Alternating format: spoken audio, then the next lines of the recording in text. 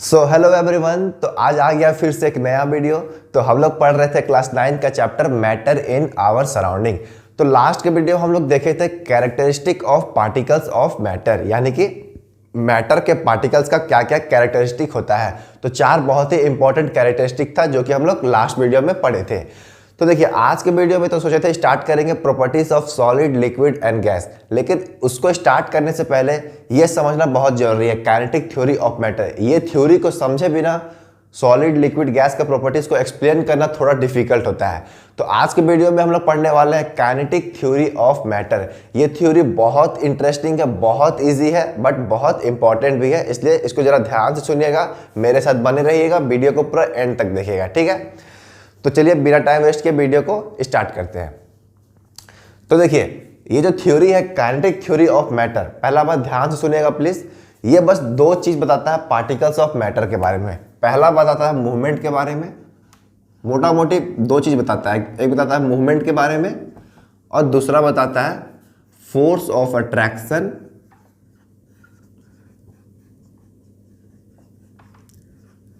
Between the particles of matter, यानी कि between the particles. ठीक है, ये 2 चीज एक्सप्लेन करता है पार्टिकल्स ऑफ मैटर का। मूवमेंट के बारे में क्या बोलता है, सपोज कीजिए मेरा कोई मैटर का पार्टिकल्स है, ठीक है, सॉलिड, लिक्विड, गैस किसी का भी हो सकता है, बस अभी के लिए समझिए ये कोई मैटर है जिसका ये पार्टिकल्स है, ठीक है। तो अकॉर्डिंग टू दिस थ्योरी, यानी कि ये थ्योरी क्या कहता है कि कोई भी पार्टिकल्स हमेशा मोशन में रहता है। यानी कि मोशन कहने का मतलब आप लोग पढ़े भी होंगे, मोशन का क्या मतलब होता है, the movement is called motion, the movement of any body is called motion. तो क्या होता है इस थ्योरी के अकॉर्डिंग क्या होता है, पार्टिकल्स हमेशा मोशन में रहता है, यानी कि ये पार्टिकल्स हमेशा मूव करते रहेगा, यानी कि हर एक पार्टिकल्स हमेशा मूव करते रहता है। अब मूव करते रहता है इसका मतलब क्या हुआ, क्यों ऐसा मूव करता है, क्योंकि इसके पास काइनेटिक एनर्जी होता है। आप खाते हैं, दौड़ते हैं, कुछ भी आप काम करते हैं, क्यों करते हैं, क्योंकि आपके पास कुछ ना कुछ एनर्जी होता है, ठीक है। तो सेम ये हमेशा मूव करते रहता है, क्यों, क्योंकि इसके पास एक एनर्जी होता है। कौन सा एनर्जी होता है, काइनेटिक एनर्जी होता है। तो ये था इसका मूवमेंट के बारे में। अब देखिए इसका मूवमेंट को हम लोग चेंज भी कर सकते हैं। अगर हम लोग टेम्परेचर बढ़ा देंगे, टेम्परेचर बढ़ाएंगे तो इसका मूवमेंट फास्ट होने लगेगा, है ना, इसका मूवमेंट भी फास्ट होने लगेगा। और टेम्परेचर कम करेंगे तो उसका मूवमेंट स्लो हो जाएगा। यानी कि इस कहने का मतलब है कि मूवमेंट के बारे में इस थ्योरी क्या बोला था कि पार्टिकल्स हमेशा मूव करते रहता है और वो मूवमेंट का स्पीड हम लोग बढ़ा सकते हैं by applying the temperature. Temperature बढ़ाएंगे, टेम्परेचर कैसे बढ़ाएंगे, हीट सप्लाई करके।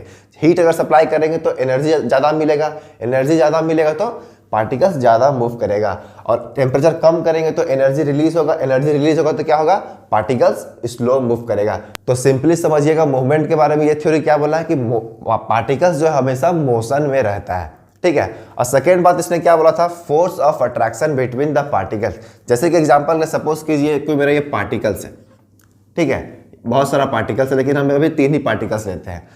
तो अकॉर्डिंग टू दिस थ्योरी क्या होता है, ये पार्टिकल्स इसको अपनी ओर अट्रैक्ट करेगा और ये पार्टिकल्स इसको अपनी ओर अट्रैक्ट करेगा, ये पार्टिकल्स इसको अपनी ओर अट्रैक्ट करेगा और ये पार्टिकल्स इसको खींचेगा, ये पार्टिकल्स इसको अपनी ओर अट्रैक्ट करेगा और ये पार्टिकल्स इसको अपनी ओर अट्रैक्ट करेगा।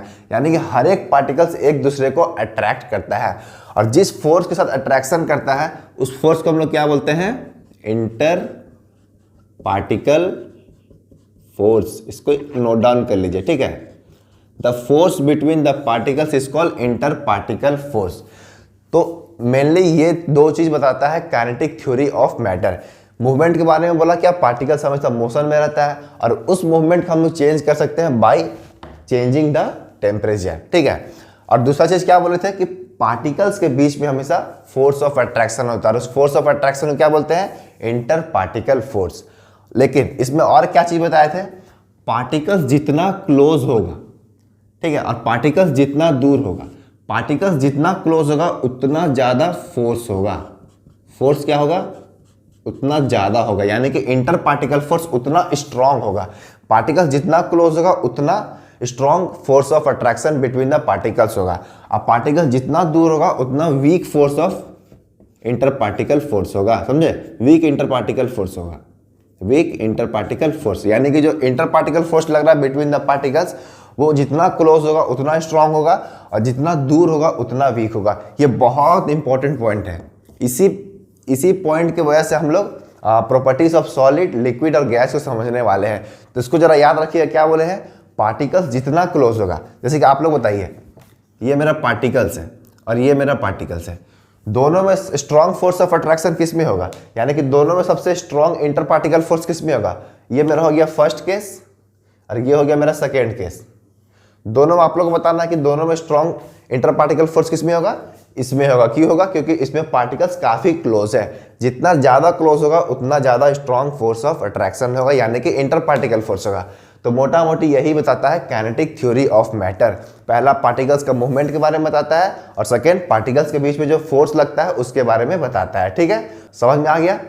तो एक बार पढ़ लेते हैं क्या होता है पार्टिकल्स थ्योरी ऑफ मैटर। देखिए क्या लिखा हुआ है, the particles of matter are in continuous motion due to possess kinetic energy. Particles के पास काइनेटिक एनर्जी होता है, इसलिए हमेशा वो मोशन में रहता है। ठीक है, पहला पॉइंट ये था। सेकेंड पॉइंट क्या है, the movement of particle can be change by changing the temperature. ठीक है, मोशन में तो है लेकिन मूवमेंट को हम लोग और फास्ट या फिर और स्लो कर सकते हैं अगर टेम्परेचर हम लोग कोई चेंज करेंगे तो। ठीक है, अगर टेम्परेचर को बढ़ाते हैं, टेम्परेचर को अगर बढ़ाएंगे तो क्या होगा, मूवमेंट मेरा फास्ट हो जाएगा, मूवमेंट फास्ट हो जाएगा। और टेम्परेचर को कम करेंगे तो क्या होगा, मूवमेंट मेरा स्लो हो जाएगा, यानी कि movement of particles of movement क्या होगा, धीरे धीरे होने लगेगा। ठीक है, तो टेम्परेचर पे डिपेंड करता है। थर्ड पॉइंट क्या है, the force of attraction exist between the particles and that force is called inter particle force. यानी क्या बोला है, कोई भी पार्टिकल्स के बीच में एक फोर्स ऑफ अट्रैक्शन होता है। ठीक है, और उस फोर्स ऑफ अट्रैक्शन को क्या बोलते हैं, इंटर पार्टिकल फोर्स। अब the inter particle force of attraction are maximum, तो मैक्सिमम कब होगा, when the particles are close together, यानी कि वो जितना ज्यादा क्लोज होगा उतना ज्यादा वो स्ट्रॉन्ग होगा। यानी कि कहने का मतलब है जितना क्लोज पार्टिकल होगा उतना स्ट्रॉन्ग फोर्स ऑफ अट्रैक्शन होगा ईच अदर। समझ में आ गया। तो ये टोटल 4 पॉइंट बताया गया है काइनेटिक थ्योरी ऑफ मैटर में, तो इसको आप लोग नोट डाउन ऑफ कर सकते हैं। ठीक है, अब देखिए काइनेटिक थ्योरी ऑफ मैटर में जो जो प्रॉपर्टीज हम लोग पढ़े थे उसी सब प्रॉपर्टीज के हेल्प से अब हम लोग ये डिसाइड कर सकते हैं कि कोई भी मैटर मेरा सॉलिड होगा, लिक्विड होगा कि गैस होगा। ठीक है, प्रॉपर्टीज क्या क्या पढ़े अभी हम लोग काइनेटिक थ्योरी ऑफ मैटर में, कि मोशन में रहता है हमेशा पार्टिकल्स और दो पार्टिकल्स के बीच में एक फोर्स ऑफ अट्रैक्शन होता है। ठीक है, तो यही दो प्रॉपर्टीज के हेल्प से हम लोग अब डिसाइड कर सकते हैं कोई भी मैटर मेरा सॉलिड होगा कि लिक्विड होगा कि गैस होगा। देखिए कैसे डिसाइड करेंगे। सबसे पहला पॉइंट हम लोग क्या देखेंगे, the space between the particles. यानी कि समझ लीजिए कोई मैटर हम लोग के सामने आ गया। ठीक है, हमको पता नहीं है कि वो सॉलिड है कि लिक्विड है कि गैस है, सिर्फ हमको उसका पार्टिकल्स दिख रहा है। तो स्पेस बिटवीन द पार्टिकल्स, एक चीज हमेशा याद रखिएगा, स्पेस बिटवीन द पार्टिकल्स सबसे कम होता है सॉलिड में, उससे ज्यादा स्पेस होता है लिक्विड में और उससे सबसे ज्यादा स्पेस होता है गैस में। स्पेस बिटवीन द पार्टिकल्स कहने का मतलब कोई दो पार्टिकल्स के बीच का स्पेस। ठीक है, तो सबसे कम होता है मेरा सॉलिड में, उससे ज्यादा होता है मेरा लिक्विड में और सबसे ज्यादा होता है मेरा गैस में। अगर हम आपको फिगर से समझाएं तो सपोज कीजिए ये मेरा कोई दो पार्टिकल्स है, ये भी मेरा कोई पार्टिकल्स है और ये भी मेरा कोई पार्टिकल्स है। तो ये पार्टिकल्स मेरा हो जाएगा सॉलिड का, क्योंकि गैप सबसे कम गैप इसी में, यानी कि स्पेस बिटवीन द पार्टिकल्स सबसे कम इसी में है। और ये मेरा हो जाएगा लिक्विड और ये हो जाएगा मेरा गैस। तो यहां भी हम लोग देख रहे हैं कि जब भी पार्टिकल्स के बीच में ज्यादा गैप होगा तो इसका मतलब वो गैस है, क्योंकि गैस में पार्टिकल्स के बीच में बहुत ज्यादा डिस्टेंस रहता है। ठीक है, इतना समझ में आ गया कि सॉलिड में क्लोजली होता है, लिक्विड में थोड़ा सा गैप होता है और गैस में बहुत ज्यादा गैप होता है बिटवीन द पार्टिकल्स। तो अब जो सेकेंड पॉइंट है, the force of attraction between the particles, आप लोग खुद बता सकते हैं कि सॉलिड में ज्यादा होगा कि गैस में ज्यादा होगा कि लिक्विड में ज्यादा होगा, बाय यूजिंग दिस, है ना। काइनेटिक थ्योरी ऑफ मैटर में सेकंड पॉइंट क्या पढ़े थे कि पार्टिकल्स जितना क्लोज होगा उतना ज्यादा फोर्स ऑफ अट्रैक्शन होगा, जितना दूर होगा उतना वीक फोर्स ऑफ अट्रैक्शन होगा।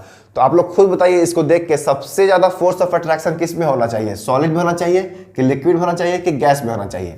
सिंपल देखेंगे कि स्पेस बिटवीन द पार्टिकल्स जिसमें जितना कम है उतना ज्यादा फोर्स ऑफ अट्रैक्शन होगा। तो सिंपली हमको दिख रहा है कि सॉलिड में सबसे कम है, उससे ज्यादा थोड़ा सा स्पेस लिक्विड में है, उससे सबसे ज्यादा स्पेस किस में है, गैस में है। तो फोर्स ऑफ अट्रैक्शन सबसे ज्यादा सॉलिड में होगा, फिर उससे कम थोड़ा लिक्विड में होगा, फिर सबसे कम गैस में होगा। ये हम लोग कैसे पता किए, काइनेटिक थ्योरी ऑफ मैटर के हेल्प से। तो फोर्स ऑफ अट्रैक्शन सबसे ज्यादा किस में होगा, सॉलिड में, उससे कम किस में होगा, लिक्विड में, और उससे सबसे कम किस में होगा, गैस में। समझ में आया? देखिए ये साइन का मतलब क्या है, इससे ज़्यादा ये है और इससे ज़्यादा ये है। ये साइन का मतलब क्या हुआ, इससे कम ये है और इससे कम ये है।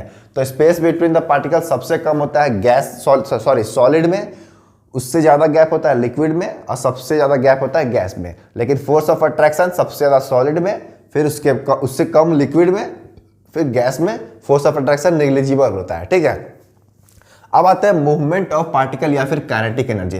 इसको काइनेटिक एनर्जी क्यों बोला है, देखिए जो इंसान, अगर हम लोग इंसान का बात करें, जो जितना फास्ट मूव करेगा हम लोग क्या कह सकते हैं, उसके पास ज़्यादा एनर्जी है।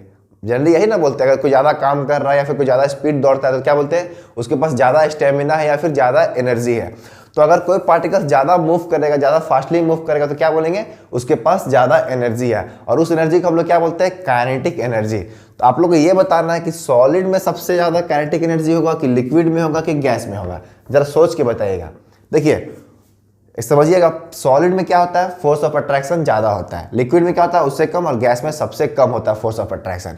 अगर सॉलिड में फोर्स ऑफ अट्रैक्शन सबसे ज़्यादा होता है तो यानी कि क्या पार्टिकल्स मूव करेगा आपस में। सपोज कि ये दोनों पार्टिकल्स के बीच बहुत स्ट्रांगली फोर्स ऑफ अट्रैक्शन है, ना तो ये पार्टिकल्स इसको मूव करने दे रहा, ना तो ये पार्टिकल्स इसको मूव करने दे रहा, दोनों एक दूसरे को आपस में खींच रहा है। ठीक है, और गैस में वही देखिए, तो ये पार्टिकल्स उतना फोर्स से इसको नहीं खींच पा रहा है, और ये पार्टिकल्स इसको भी उतना स्ट्रांग फोर्स से नहीं खींच पा रहा है, जिसके कारण ये इजिली मूव कर सकता है। तो इजिली समझ में आ गया, सबसे ज़्यादा काइनेटिक एनर्जी किस में होगा, जो ज़्यादा मूव करेगा। जो सबसे ज़्यादा मूव कौन करेगा, गैस, और सबसे कम मूव कौन करता है, सॉलिड। ठीक है, तो सबसे कम काइनेटिक एनर्जी होता है सॉलिड का पार्टिकल्स में, उससे ज़्यादा काइनेटिक एनर्जी होता है लिक्विड में, और सबसे ज़्यादा काइनेटिक एनर्जी किस में होता है, गैस में। तो बस आपको ये 3 पॉइंट आपको याद रखना है कि डिस्टेंस बिटवीन द पार्टिकल्स सबसे कम किस में होता है, सॉलिड का पार्टिकल्स में, उससे ज़्यादा लिक्विड में, उससे ज़्यादा गैस में। अब फोर्सेस ऑफ अट्रैक्शन या फिर इंटर पार्टिकल फोर्स भी बोलते हैं, यहाँ जो फोर्स का बात कर रहे हो कौन सा फोर्स है, इंटर पार्टिकल फोर्स।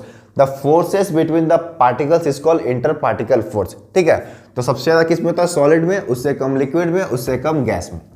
ठीक है, और काइनेटिक एनर्जी का बात करें या फिर मूवमेंट ऑफ पार्टिकल्स का, तो सबसे कम होता है सॉलिड में, यानी कि मिनिमम काइनेटिक एनर्जी किस में होता है, सॉलिड में, उससे ज़्यादा लिक्विड में, और सबसे ज़्यादा काइनेटिक एनर्जी किसके पास होता है, गैस का पार्टिकल्स के पास। इसीलिए लोग देखते हुए होंगे कि गैस देखते हैं कहीं भी तुरंत फ्लो करने लगता है, तुरंत मूवमेंट करने लगता है, आग से जो धुआं निकलता है या फिर कहीं पे भी गैस लीक होता है तुरंत जल्दी जल्दी मूव करने लगता है। लेकिन देखिए वही सॉलिड का मूव करता है, वॉल मूव कर रहा है, कीबोर्ड मूव कर रहा है, ये मार्कर अपने आप मूव करेगा नहीं। तो ये होता है। तो आज के वीडियो हम लोग इतना ही रखते हैं, फिर हम लोग नेक्स्ट वीडियो में समझने वाले हैं properties of solid, liquid, gas. तो ये समझना बहुत जरूरी था, काइनेटिक थ्योरी ऑफ मैटर, क्योंकि इसी के हेल्प से हम लोग अब सॉलिड, लिक्विड, गैस का प्रॉपर्टीज को समझने वाले हैं। तो आई होप आप लोगों को जो भी पढ़ाए होंगे आज बहुत अच्छे से समझ में आ गया, और कैसा लगा ये वीडियो कमेंट बॉक्स में जरूर बताइएगा। तो मिलते हैं अगले वीडियो में, तो पढ़ाई करते रहें, बेस्ट ऑफ लक।